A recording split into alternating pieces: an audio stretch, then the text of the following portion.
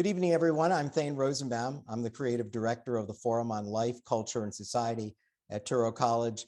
And welcome to the FOLCS film series. Tonight, in partnership with our friends at Netflix, their latest new series that premiered on Friday and has remained in the top 5 globally since then, In From the Cold. For those of you who've already seen it, it is a must-see series. It's 8 episodes. And it's going to be the next big thing that Netflix produced. So I don't even know how to describe it. It's like an action-packed thriller. It's a counter-espionage spy saga. It's a anti-terrorism cautionary tale. It's a Cold War nostalgic revival. It's a bioweapons sci-fi flick. It's even, I dare say, an ironic, witty rom-com movie.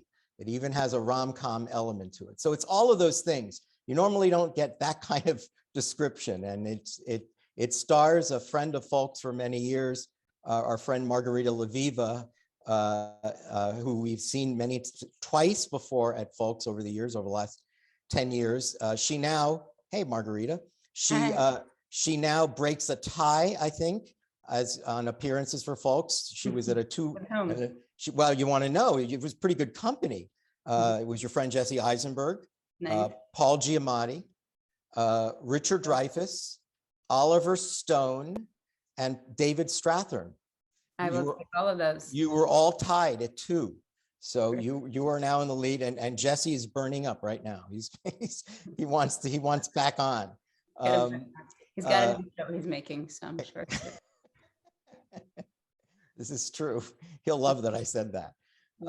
So it stars Margarita Levieva, who's back with us again, and joining her is the showrunner and creator of In From the Cold, Adam Glass.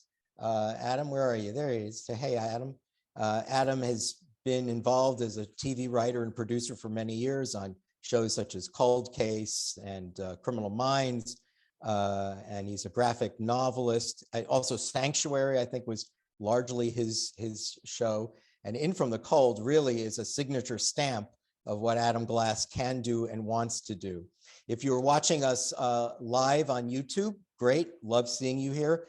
Make sure you sign up for our channel. If you haven't gone on folks.org yet to sign up for email blasts or future events, please do that, folks.org.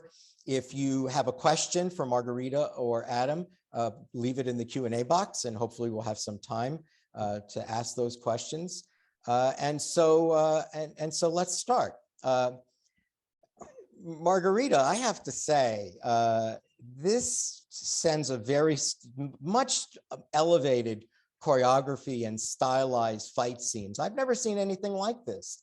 I know that, Jennifer Garner did it on Alias, and even Charlize Theron in Atomic Blonde. But this level of choreography and precision, it is, you do have both a rhythmic dance background and a dance background. And I suspect that you probably enjoyed this part for that reason. There's so much fighting, and you just kick butt endlessly in every episode several times. Thank you. I asked the stunt team if they need an extra stunty available. Well, you may not remember you did this, but on Instagram when you were filming early on. Yeah, I did the kick. I was impressed because that's the fun part about learning stunts. It's like I've trained my whole life as an athlete, as a dancer, and then you get into this different style of physical combat. And every time, they show me a video, they're like, look at this kick. That's really cool. It takes a while to get. Some people don't get it, and then you get it and you're like, wow, I can actually do that. Or in the pilot, in the first episode, there's a kick. Well, it's that kick actually that I had on Instagram. It goes against the window, which I did myself when I flip and kick the guy over. Yeah. So yeah, it's and Amy shot it beautifully, and our DP shot it so beautifully. It's in yellow light in the windows, just shining as I do the rollover kick.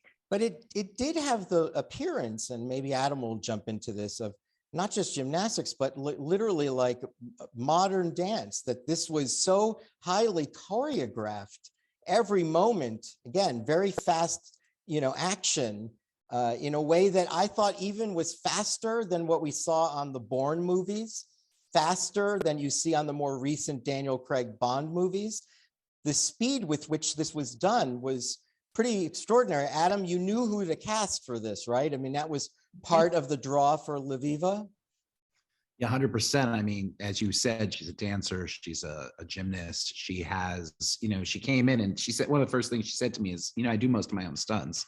And all actors say that, but very few do. And, we're very fortunate. She had an amazing stunt woman who used to say to me all the time, will I get to work today? Because Margarita would always want to do everything she possibly could. And as you saw, obviously did it great. The kick you're talking about, though, was really interesting about the process is, we had showed up, and the night before I was just watching a lot of stuff because I'm a writer and I don't sleep.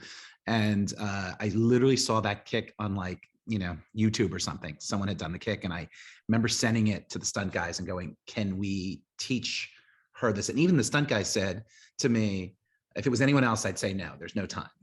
But Margarita would come up. One year she said to the audience, I'll never forget this. She said, when I first got here, when I was 10 years old, I had a green card. I couldn't compete for the Olympic team, but I was in the kind of disciplined program that, had I gone to the Olympic trials in the United States, I might have ended up an Olympian for the United States. And I thought, I just love that confidence level. She's saying, I don't think you understand what she was saying, the Soviet system. And I think this movie picks up on that. I'm going to get to that, because clearly that message is really being sent here about what it means to have been in KGB, and what the selflessness, the state, the idea of everything is subordinated to the interest of the state, and there are no moral inhibitions to anything, and everything is possible, and you do it, and if not, we'll hit you or spit in your mouth. We'll do all sorts of cruel and abusive things, which here, you'd be taken away from child welfare service, and in Soviet Union, you get a medal. And just to add thing to why the choreography looks the way that it does, a lot of it has to do with Adam, because when he spoke to the stunt team, he explained very specifically, this is a woman that can do any kind, martial arts, any kind of combat she's skilled at. So we want to see all. It's an amazing showcase, and I must say, I mean, we'll talk about this later. I hope this series goes on forever, but this 8 hours, Margarita, you have an audition tape for an Avenger movie. Anyone who sees this, it's put a costume on her, just let her be a superhero. So can one of you or both of you briefly, without giving away the intricate plot, give us a brief summary? Many of the people in the audience has seen at least the pilot, if not the entire series, but just enough to get their understanding of what the rest of the conversation will sound like. I'll give this to our creator, our writer. Thank you. So it's a story about a single mom who takes her daughter on a trip to Europe for a skating competition. And what is revealed is that many, many years ago, she had a different life, a secret life, and she's pulled back into that secret life. And she's a spy who went into the cold, who disappeared, and she was a Russian spy. And the CIA now has found her, caught her, and is forcing her to work for them, or else she will go to jail and her daughter's life will be destroyed. And not just that, she was trained within a very special KGB classified, what I would, for lack of a better term, biological weapons program.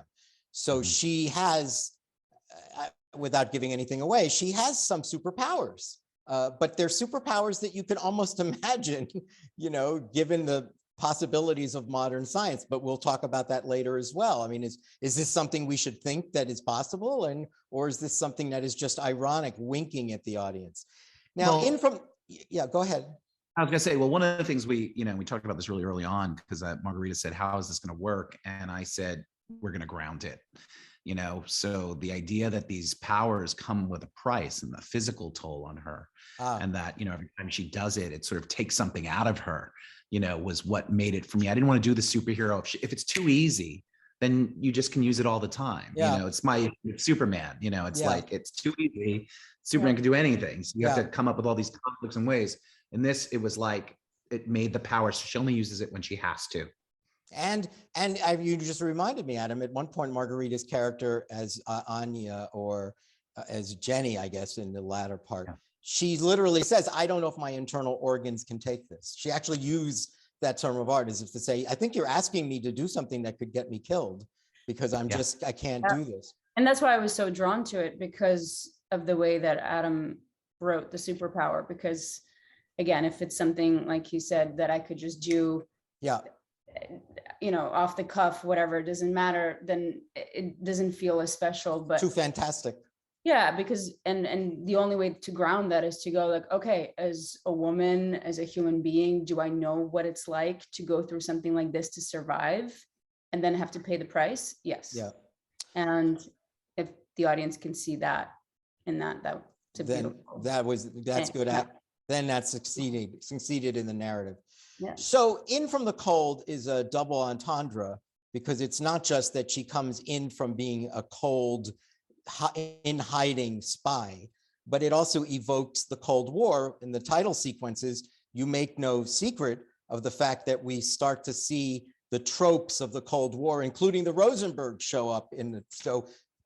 So it's sort of interesting. So a couple questions about that. First of all, nice timing, Adam, at the very time. All planned. World, good work. Did you set this up in Ukraine and so in Russia at the very time where we're reimagining what life was like during the Cold War, with the anticipation of a fearful hot war?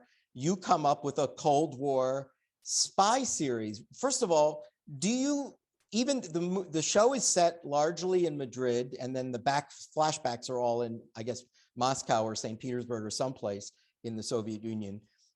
Would you characterize this as a Cold War series?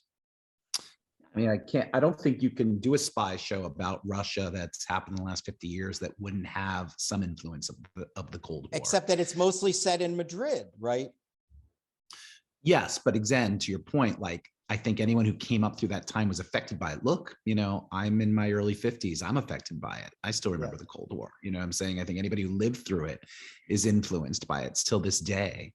And then, to your point, I think one of the things that both Margarita and I have, we're both Russian Jews. Both of, Margarita was actually born there and came over here. My family came over here. So it's something that I'd always been fascinated by, is sort of Russia and sort of everything that happened over there. And I, spoke to a lot of people while I was doing this and sort of creating it and sort of doing my own research for it. And, it's always interesting. And actually it was somebody in the CIA said this to me. They said, no one thinks they're the bad guy. So I, remember Margarita and I having a lot of conversations about it. It's like everyone believes their own truth. They believe their own mission. They believe that, they're doing the better good for their country. So it was something we were definitely trying to play with, was this idea of like, that at the end of the day, it's like, Svetlana is a perfect example, the handler, like, she believes her cause is just as the Americans believe their cause is just. Yeah. And I think that is affected throughout the character and throughout the story. And and I think, I want to say one other thing. You were talking about something earlier, I remember Margarita said, what's the tone of this? And we all decided, like, in Madrid, as we were talking about it, we're like, we believed we were making a drama. Like, we literally were like, we're grounding everything. We're playing everything straight. We're turning around and we talked about how much we love 70s movies, and maybe Cassavetes or one of these people, it was very important to us to turn around and sort of ground the movie, because there's so much fantastical stuff happening. The more grounded it was, the more you believe in those things that were happening. All right, well, you just tempted us. Let's watch a clip from Netflix's In from the Cold, starring Margarita Levieva.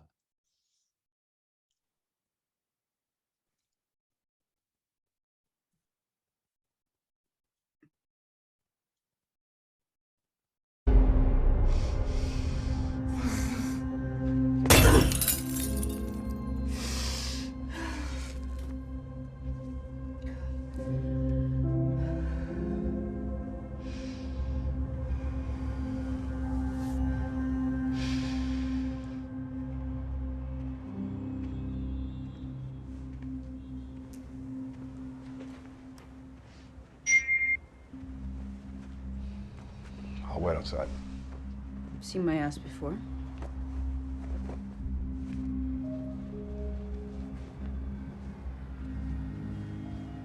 Look, what you did last night. Had to be done. Just want to make sure you're okay.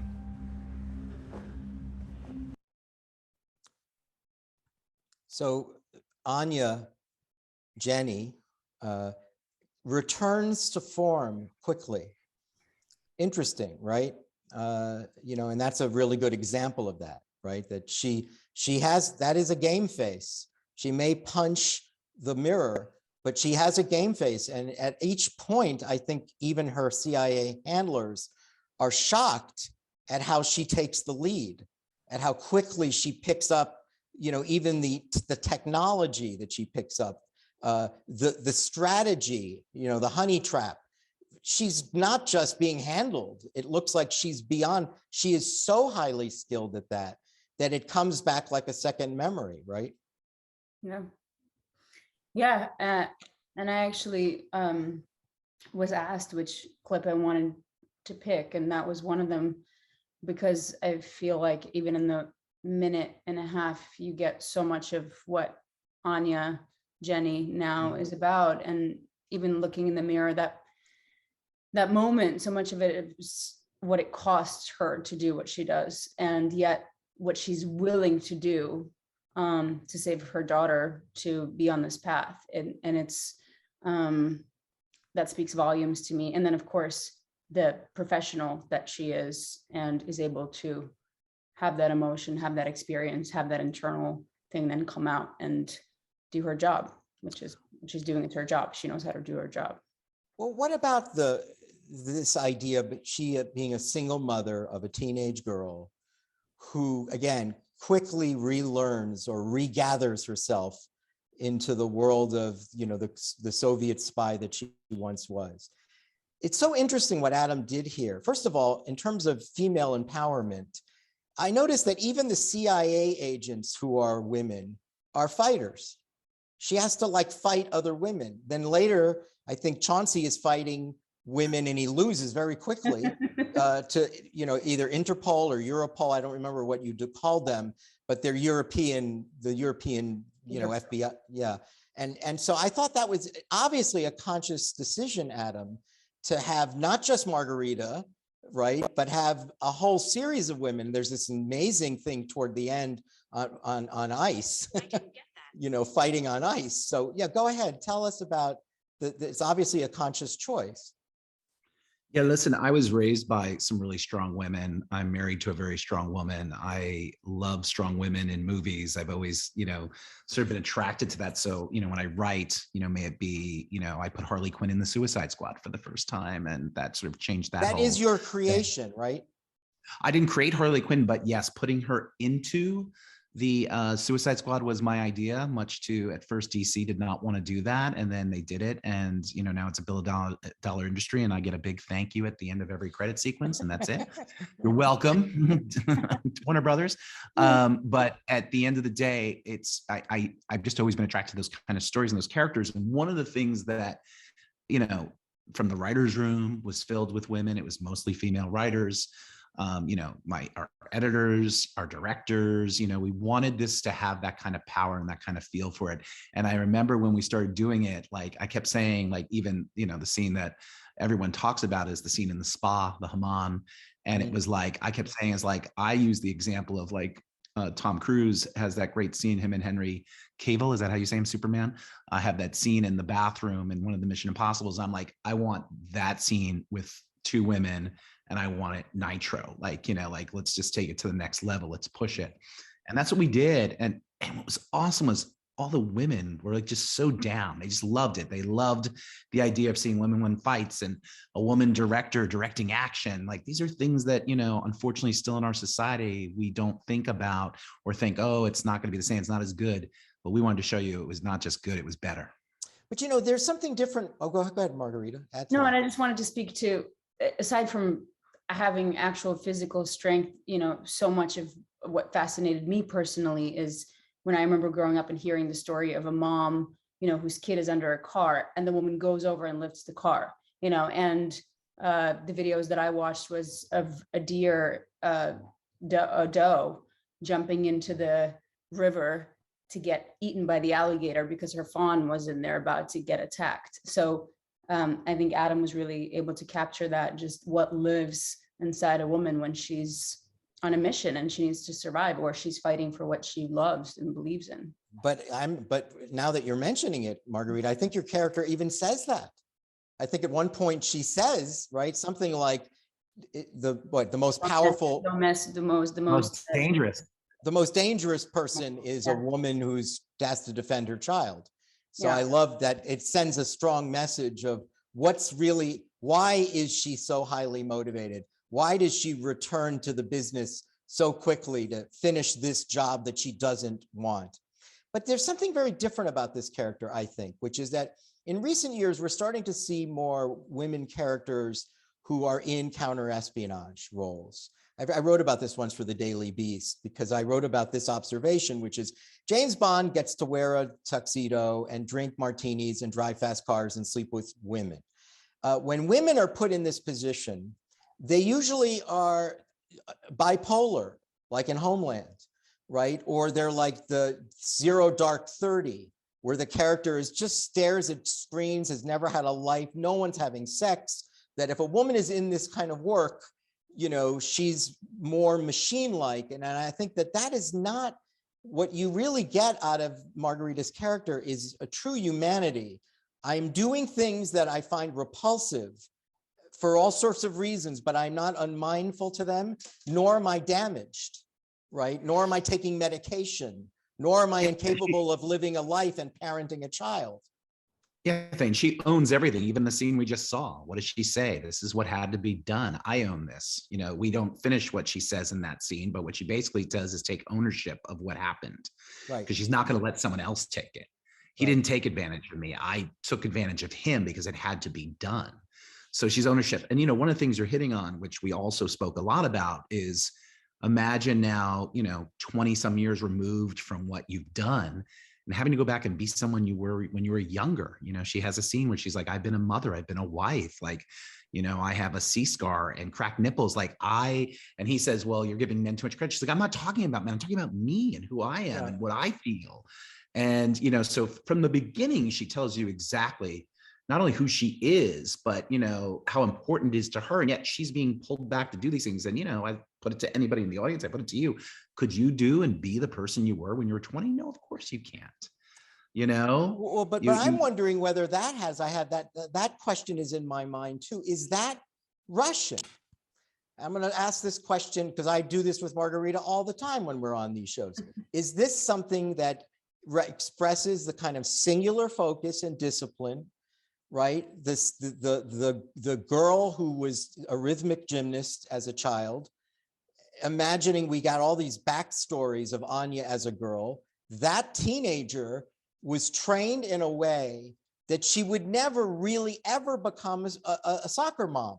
And that we can't, even if you told her she's a soccer mom, even if you said, you don't forget, you have a C-section and cracked nipples, she would be able to reclaim that because she's Russian.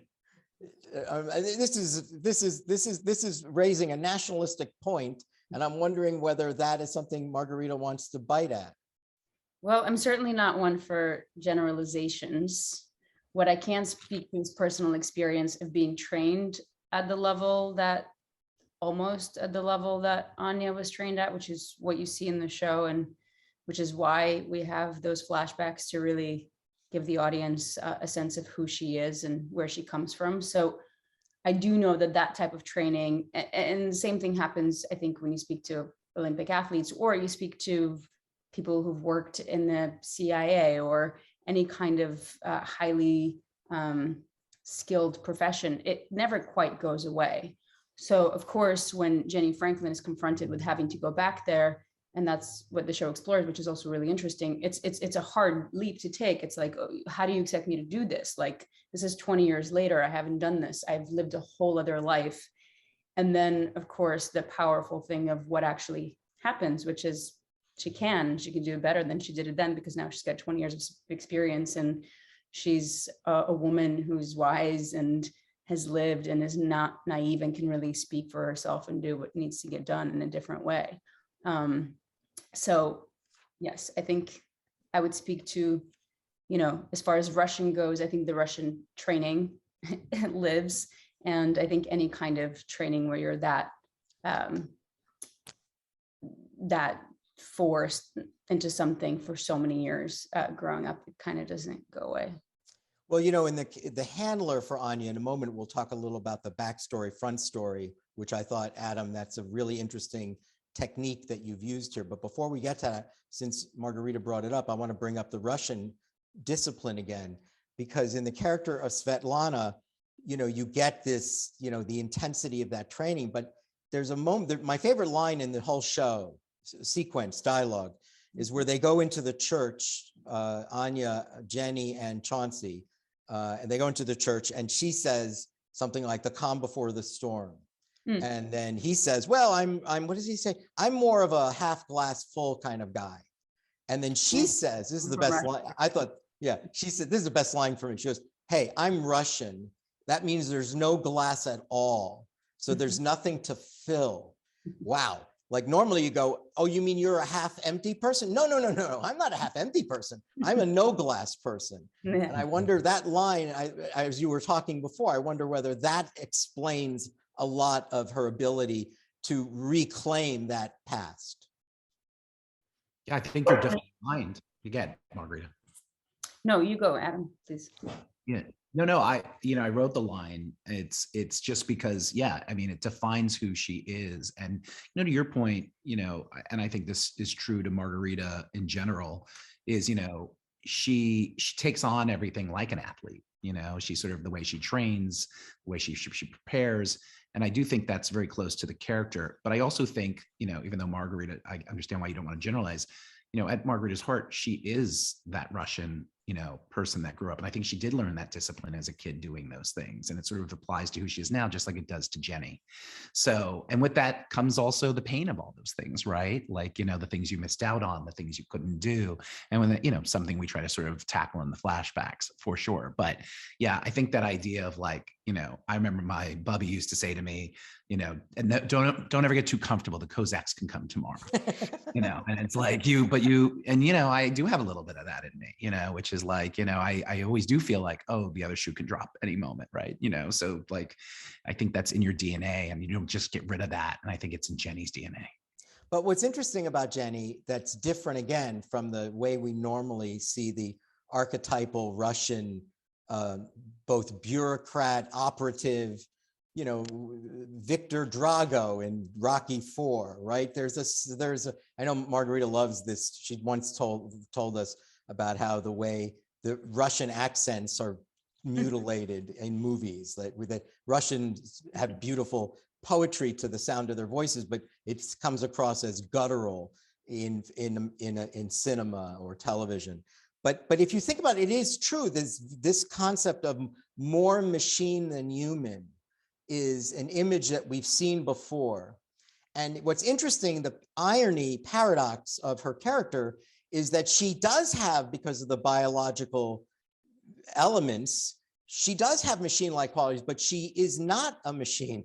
In every form, she proves it time and time again that she's more human than Russian in that way, that she resists and recoils from, that idea of that I'm not supposed to be able to have human sensibilities in response to what I just did or saw. Obviously, right? I mean, this was part of the character's development, right, Margarita? Yeah, I did a lot of writing, prepping for the role, and I actually pulled out my journal now. Adam, I don't know if I ever showed you. I put AP here for Anya Petrova.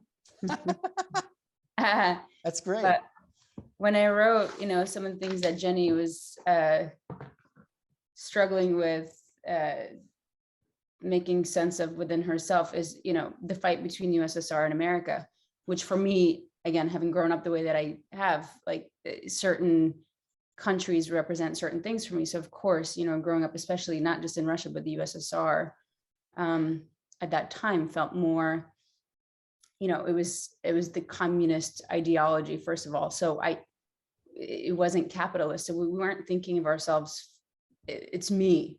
It was never about me. It was about the collective. It was about what was I doing for the collective? Like, what was I representing? Who was I fighting for? And then coming to America being like, oh, this is my life. I get to do this. This is about me. I get to gain things and I get to, you know, and that's a big. But you're saying that the Soviet Union's way of making everyone feel like an instrument of the state, is that your point? Yeah, and it felt gentle at the time because that's all I knew, but I'll never forget, you know, having a friend come over and someone had given me a doll and I hid the doll under my bed because I was so terrified that my friend would see something and would know that I have more than her. Like, wow. And that was just so ingrained in me, you know, and when I came to America, and I've always had that, like, I never, you know, I'm never like, oh, look what I have, or look what I bought. And people are like, why don't you talk about that stuff more? I'm like, because that's part is still ingrained. So there are certain things that I feel like when you grow up in that type of environment, you just can't get rid of. Right.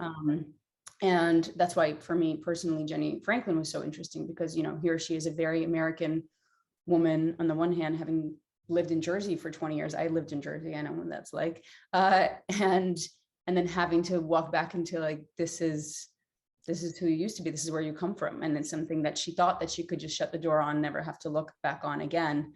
And yet she can't because it's part of her. But that's a different idea than what, again, this is what shows you the complexity of the show, because that's a different idea when you say, it's one thing that I reacquire these skills that I thought I had gotten rid of when I went into the cold. It's another thing to say, because of my experiences growing up there, just because I go to NYU, because that happens to both you and your character, if I remember, that I won't feel conflict, right? That even though I'm happy, maybe happier to be here, I have conflict, right? That I'm right. Jenny has conflict. And I think that was one of the most interesting things to maneuver throughout the show is, and I've spoken about it to directors that came in to direct the show. Is she a cold-blooded killer? Is she a cold-blooded spy that's like, this is all a game and I'm doing this all because I have to and this is a job? Or is all of this real? And I think, to me, those are the best kinds of projects and the best kind of writing where you don't know. And that's for the audience to decide and wonder as they watch it. And the only thing that I knew as an actor is that for Jenny, everything is real. It has to be. And it has to be truth. And the audience has to believe that it's honest. I never wanted the audience to see her in a moment of being like, oh, she's acting now. She's not, you know, she doesn't really feel bad, or that's the first show. Everything is real. And that's the complexity of life, right? Like, what is real? The other thing go ahead, Adam. I was gonna say, also within the spy genre, you usually don't get to go that deep. I think it's why everyone, like, you know, think about this forever. I'm a big Bond fan, you know, forever it was like Sean Connery. And all of a sudden Daniel Craig comes along and he changes the conversation because he starts to show you the complexity of the character. I mean, Here's the truth. Being a spy is not sexy. It's actually, you must be stressed constantly. You don't know who's going to kill you. You don't know who's going to double turn you. It could be your government, could be the person you're with, all that stuff, you know? And most people who get into that business are probably borderline psychopaths, you know, because it's like, who else has that, you know, license to kill? What does that even mean? Right. It's like, you know, and then you have to go on with your life and act like nothing happens and all that stuff. So I think that, you know, we try to bring all that same kind of complexity to this character, which was like, dig deeper than just your typical spy thing. Listen, I love Scarlett Johansson and I like the Black Widow, but like, you know, I like when they go deeper, like when, you know, her movie, it's like, give me a little background, tell me a little bit more about her. Let me know a little more about the story, what makes you who you are, you know, and you sort of keep bringing up the superhero. We kept trying to sort of, you know, excuse the language, kick the shit out of that genre a little bit. Yeah, like, well, you know, there's a whole thing where. Yeah, well, one of the things that is very different about Jenny Anya, and this comes up several times in the show, so it's clearly deliberate, which is that certainly in the beginning, when she's confronted with the kills that are attributed to her, she looks away. She recoils. You know, she looks like, I don't want to see that. That was not something I ever am proud of doing. I don't look at that and say, this is my finest work when I was the Whisperer. She doesn't have that view. And similarly, in the rest of the show, every time someone is killed, either she does it or she witnesses it, she's crying. You know, she's weeping at each turn. And that, again, is such a rejection of the machine-like, cult-like, heroic hardness that we're used to when we see that kind of character. In this case, you have a weepy agent who kicks ass with the best of them, but is repulsed by the violence, right? Again, the conflict, not just the conflict between ideologies, but the conflict between a caring human being and a fighter. Yeah, and also, listen, I love movie and a bit of a cinephile, and I always remember this one movie. It's a I just forgot it as I was about to say it. It's a Sam Peckinpah movie with Warren Oates, Bring Me the Head of Alfredo Garcia. And what's amazing about that film is he just, first of all, that he's doing it all for 10 grand is crazy. But the idea that he's getting pulled back in, and at every turn, it's just he's getting pulled in more and more and more. And I think that's the same that's happening with Jenny. So when she's doing these, because it's like Godfather 3, they're pulling me back in, like she's trying to get out, but now I'm getting pulled back in and I can't get out of this. And every move is just getting me deeper and deeper into this. And there's part of her, I think, resents that, Well, speaking of the Godfather films, Adam, this film is unusual, 8 hours of 2 films really going on simultaneously. Young Anya and teenage mom Anya. And it's not like it's okay. What's that? I wouldn't say aged Anya. That would not be true. But I would say that this is not just backstory. This is like backstory on crack, right? Because this is really the backstory also serving as front story, simultaneous stories that keep alternating.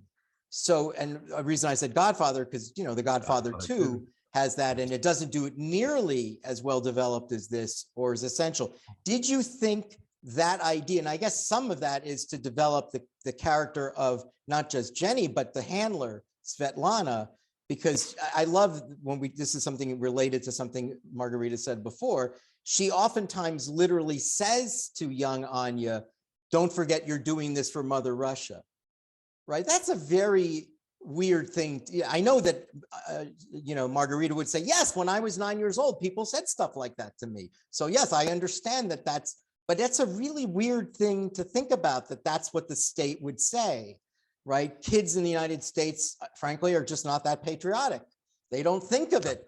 They wouldn't think of it that way. It's not a... Yeah, go ahead. Yeah, and there's also the thing where, listen, we tried to give the handler, Svetlana's character, also a lot of depth and things. So there's the moment, she could be a hammer, but there's also these really great moments, like the moment in the kitchen where she has a drink with her.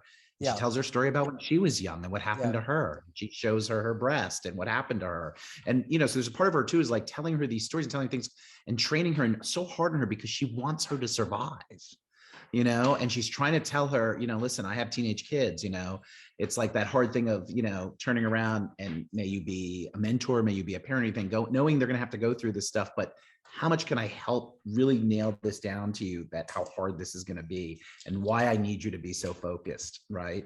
And then you bring up The Godfather too, if you're going to steal from the best. So I think, that movie had a big influence on me, obviously Coppola and Puzo, but the back and forth there where Michael is, we're seeing in flashback and we're seeing, how much his father, when he went through, defines what he's going through now.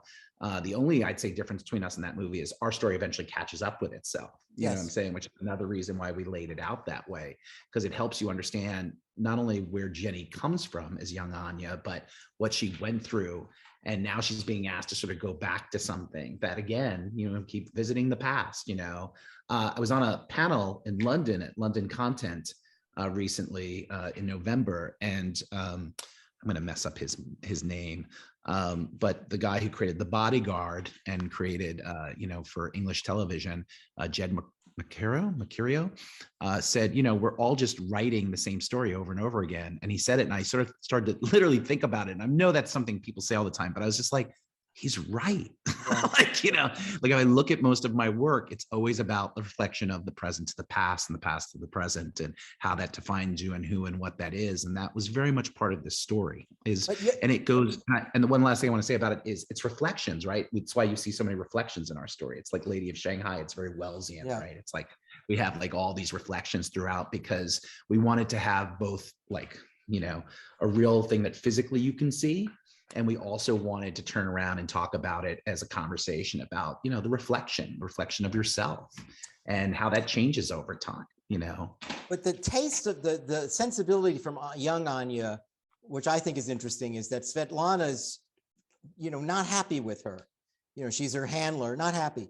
And so she's trying to basically say, look, you know, everything you do is subordinated for the benefit of Mother Russia. So don't question your orders. But the young Anya is constantly sort of improvising, you know, as if to say, if I can avoid making the kill right now and come up with a better excuse for why I didn't do it right now, that's just better. It'll make me, and it's sort of that very witty thinking for herself thing, right? That she's actually plotting out, again, the way we see her later when she takes over the mission and isn't really taking direction from the CIA. It's similar as a kid, right? That she was disobeying her handler, but for a purpose. And in some ways, again, an ultimately human purpose. What about the nationalism of the story? I thought that was another thing that's in here that is of the moment. It's in Madrid, but you're dealing with a kind of anti-immigrant hysteria that is fueling that portion of it, right? We know Syrians, as they moved forward north, Spain was one of the places they ended up.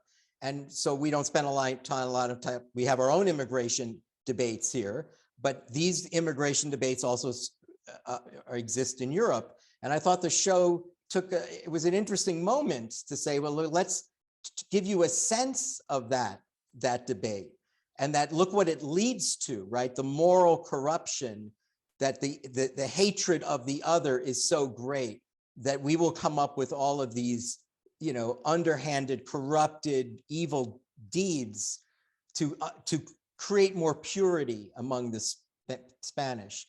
Obviously, when you created this, that must have been in your mind, right? The Syrian refugee crisis was probably happening simultaneous. And also here in America, you know, what we're seeing happen, and, you know, Margarita's an immigrant and I come from immigrants, you know, this country was built on the back of immigrants, and we're sort of starting to forget that. So this was a universal conversation. It's not just happening in America, it's happening in Germany, it's happening in Sweden, it's happening in Spain. I think a lot of people are sort of feeling like, you know, if the doors are open and who's coming in, right? And it's like, yet, you know, it's what builds nations, you know? So, and you said it's the other. So, you know, yes, it was very much on our mind, and it was happening. And we were also going through a period in time, obviously in our country, where this was being brought up a lot. And we said, you know, again, I keep going back to reflections, you know, it's like, it's happening everywhere. You could look at almost any country, and we all in some ways have the same issues that we're dealing with. Margarita, my little, I think it was sort of a joke in the introduction, but I wasn't entirely joking. Do you cop to the rom-com feel to it, that there's a kind of relationship that's a little witty and playful between Anya and her CIA handler? Because it just seemed that there was like shades of moonlighting, you know, like that there was these two, you know, there was these two characters that actually had some chemistry together, but they were in the midst of this chaos. And I wondered whether, and there was humor. I mean, there's ironic winking throughout all 8 hours.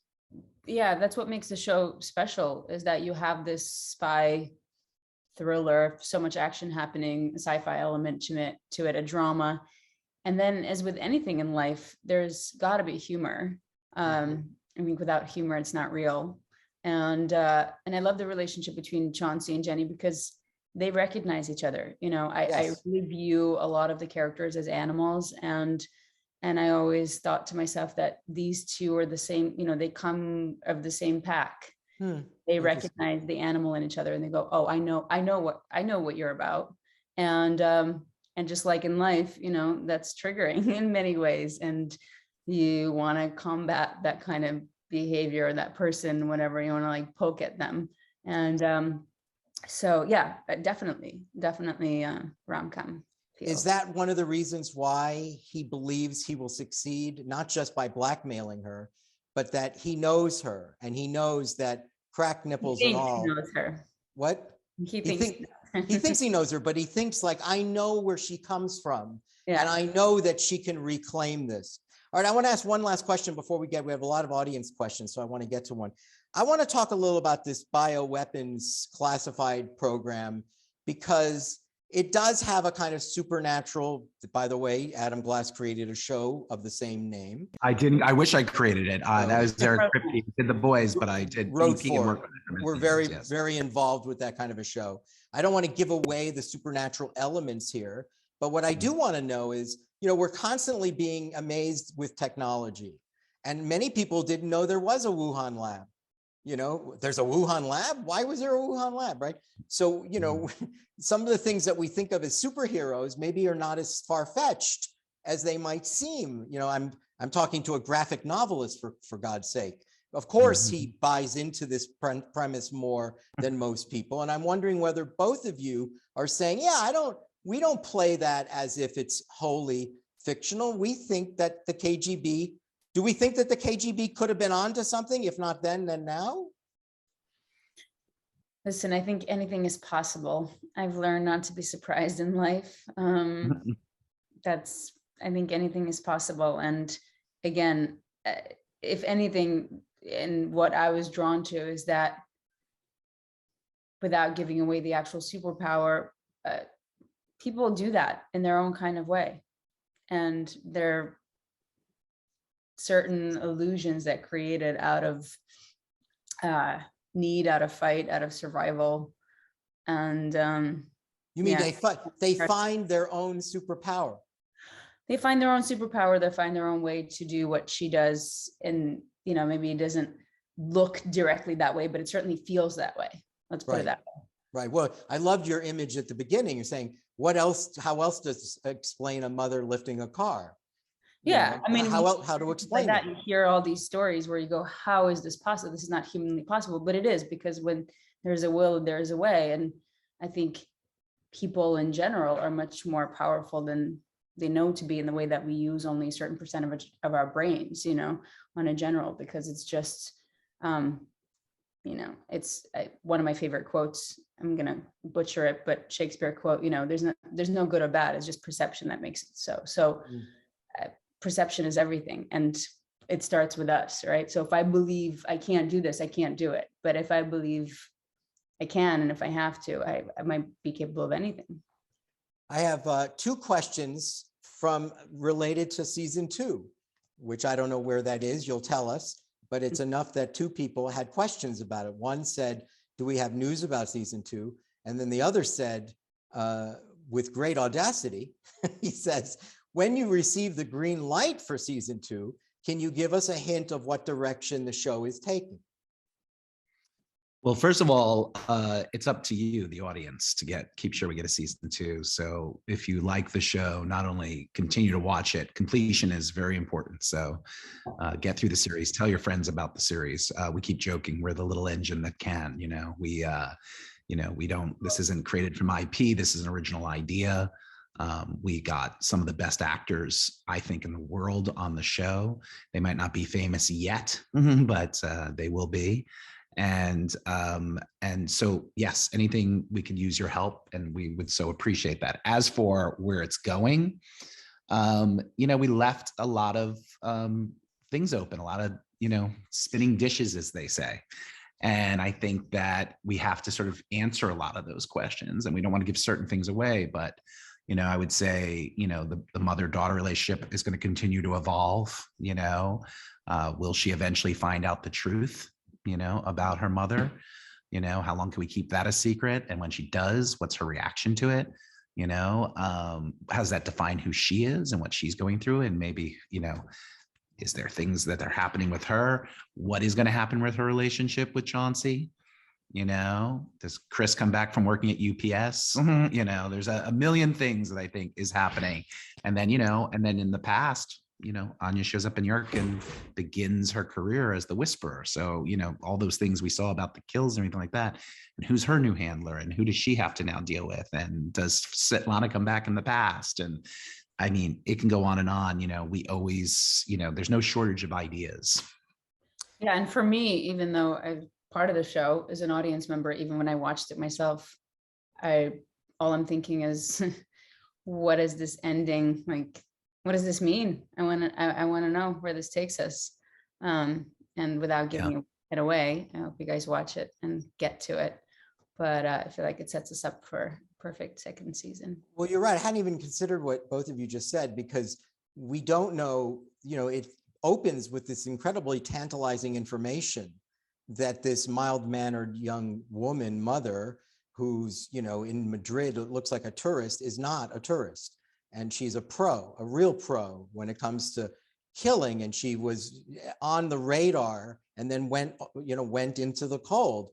So there's a whole story about the way they described, I loved it because it's my generation, New York in the 90s, right? Like, yeah, I mean, you know, I was a young lawyer in those days. And so I remember what it was like. I remember the club scene. I remember, you know, it was dangerous still in New York, you know?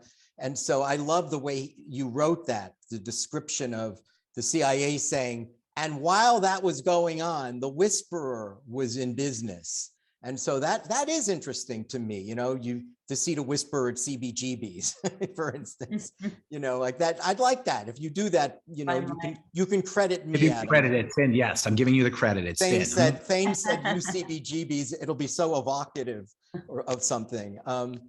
And then, but at the same time, you know, Anya back in Cherry Hill, New Jersey, you know, what kind of, you know, it's that idea that, you know, she was managed to have a family and be in hiding, but once brought back, maybe she can't, you know, it's like she can't, you know, she flew too close to the sun, and a return, right? A return to, you know, domesticity, you know, or divorce, whatever it is that she's awaiting. She's, and everyone knows who she is now, right? I mean, everyone who needs to know and would want to know knows. Yeah, Thane, I think she will definitely, just like we were in Spain, I think we will be somewhere else in the world. I think that we will go on another adventure and there'll be another mission, and for sure. And, you know, and then it's how do her and Chauncey and Chris now work together on the same side, you know, for the CIA. And then again, as we know, some of the twists and turns, all the other stuff that she has to deal with. There's a little inside joke that happens throughout the show, and I'm sure I'm not the only one picked it up. And I don't know, I've known Margarita a long time. Oh, by the way, I'll try to remember another anecdote about Margarita, but I want to say there's ravenous eating going on with Anya the whole time. It's like crazy eating, right? Orders, you know, 2 ribeye steaks, and this doesn't stop. She's like chewing like she'd never eaten before. There's a lot of, you know, there's a lot of metaphorical possibilities for that, right? Like we are to assume that she didn't eat like this before, you know, that her daughter sees her now eating like a crazy person. Is it because she's burning more calories? I don't think so. It could be, you know, that she's simply, you know, what do you think's going on there, Margarita? Somebody wrote that. I know exactly what's going on. And Jenny Franklin explains it in episode 2. When she uses her superpower, she needs to regenerate, and that's part of it. So when she says that the idea of the effect this has on my body. Sure. Yeah. It completely depletes her, and she needs to replenish. And then again, like with so much of this script, it's relatable in life, because I mean, the amount of Friday nights I've spent pounding, you know, pints of ice cream because something depleted me, or you know, took away my whatever. Yeah, and you're a foodie in real life, you know, and that's that you love food. And I don't think anyone could go out and be with you and not be willing to eat, because it's going to be a 5-course meal. And also, here's the other thing. that we said again, it's sort of pushing back. You don't see women eating on TV. And Exactly. we're like, yeah, and not the way she was eating. Yeah. Yeah, we're like, screw that. Unwomanly table manners. Yeah, but I thought I remembered she's describing what it takes internally, but I also think that it's just eating, food, eating fuel. It's just so metaphorical that it just shows the kind of toughness that you see in her face in the clip is also represented in Olympian eating skills. I want to go back to something you said before, because it reminded me of a Margarita Levieva anecdote I have that I don't think I've ever told any audience yet, which is that I discovered her before she was in a movie. She was probably already in movies, but I don't think I'd seen Adventureland yet or some of those early movies. She was in an off-Broadway play called The Retributionists. And I remember I walked out of that theater and I just said, this girl she's phenomenal. And I was thinking of two things. First of all, I didn't remember until today that Adam Driver was in that play also. But I was reminded of what you said, Adam. You said, we have these amazing actors, not all of them you yet know.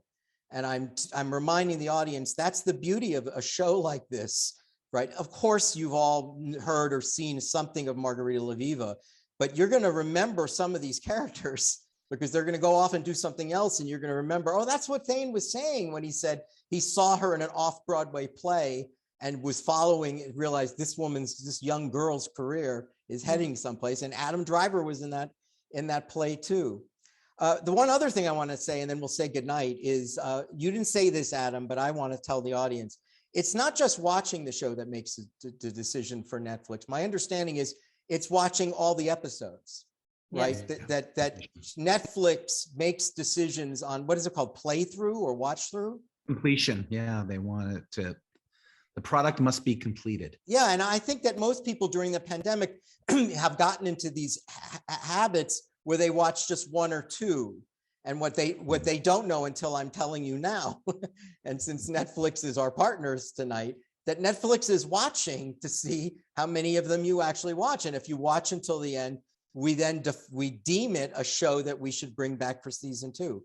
So, don't turn it off. That's the point. If you're watching, just keep it on, come back to it in an hour or two. Yeah, and like anything, I think the twist and turns of the show, I mean, that's what we keep hearing about, and that's what we sort of wanted. So I think the more you stick with it too, the more you're going to learn and the more we're going to surprise you.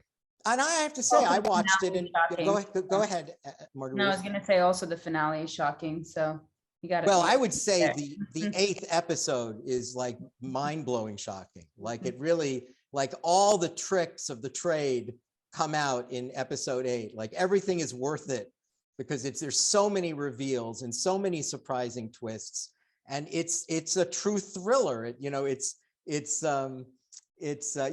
assassinations. I mean, like everything that you think of when you think of a thriller is in episode 8. So make sure you watched all the way through. Before we say goodnight to Margarita and Adam, I think we've got a couple quick announcements, and then we'll say goodnight to our friends and invite them back. Yeah, you have, excuse me, Conversations on Essential Cinema next week, is it? Yes, February 10th, next Thursday. We saw Conversations on Essential Cinema one of the last times we had Margarita Levieva discussing Dr. Zhivago, which after tonight, you can all realize why she was the perfect choice for that. And we have the perfect choice for all the President's Men. People perhaps don't remember that Congresswoman Elizabeth Holtzman was the AOC of her generation. She was a Jewish young congresswoman from Brooklyn, and I think for several decades she was the youngest elected congresswoman in the United States. I think maybe AOC dethroned her, and so she, as a very young congresswoman, served on the House Judiciary Committee and Special Committee investigating Watergate. And so this very, very young congresswoman from Brooklyn was really all over the Watergate hearings, and she was tough. Years later, she became the Brooklyn district attorney. So she's really a New York icon, and I would say a national treasure, because we've had her this long and we remember her from Watergate. So she'll be talking about All the President's Men. So that's next Thursday. And see what else, what we've got. Yes, of course. We throughout the pandemic, we have not charged for tickets as a public service. We are speaking to our producing partners about going live again, but we're still virtual. So we will want to be one of your favorite nonprofits. So please try to remember us. I think it's over there, or is it over there? The donate button, and then of course sign up for emails on folks.org. Adam, I want to congratulate you as a showrunner and creator of a first-rate espionage thriller. I believe that Netflix is already thrilled, and my gut is they will be continued thrilled. And for our audience, please encourage everybody to watch this show. And you'll have other shows in the future, including this one, and we want to invite you back, Adam. Margarita, thank you, Adam. Margarita, we adore you and continue to adore you. You crushed this performance. All your best true assets. I mean that. Your Russian, your flair for language, your European sensibility, because she does morph very quickly, Jenny, from a New Jersey woman to have a kind of a European style. And I've always said that although you're Russian, you always remind me of having a very, very fine European, not just features, but sensibility. And that comes across in this show. As you go into a club, I'm going, that's a European woman. So you're just wonderful in this. And we always we're always rooting for you, Margarita, and we're certainly doing it for both of you here. I'm Thane Rosenbaum for Folks. Until next time, saying good night for Adam and Margarita. Thank you both. Good night. Thanks for tuning in. Thank you.